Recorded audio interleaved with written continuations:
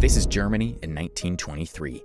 People were actually using banknotes to paper walls and to start fires.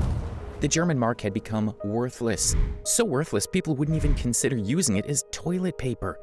Prices were doubling on average every 2 days. The annual inflation rate reached 1.5% times 10 to the 56th power. This is Zimbabwe in 2008. At that time, they printed their most famous banknote. Look, you can't even count all the zeros on it. It was 100 trillion Zimbabwean dollars. Prices were doubling on average every 24.7 hours. The annual inflation rate reached 7.3% times 10 to the 108th power. Can you imagine that? Well, I can't. And this is Hungary in 1946.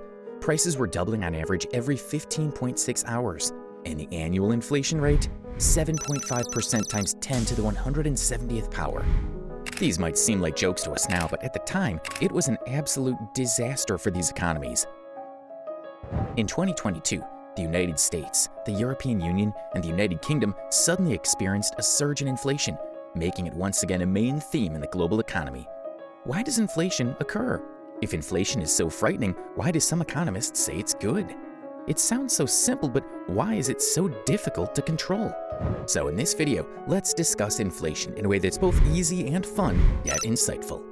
Inflation refers to the depreciation of money, or that of a currency. The most common measuring indicator is called the CPI, which stands for Consumer Price Index. It basically measures the price trends of goods and services that we use regularly.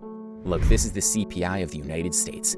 60 years ago, it was around 29, and now it's 296. This absolute number actually doesn't mean much on its own. But when you compare it, you'll understand that the prices in the United States are roughly 10 times what they were 60 years ago. This means that $1 from 60 years ago is approximately equivalent to $10 now.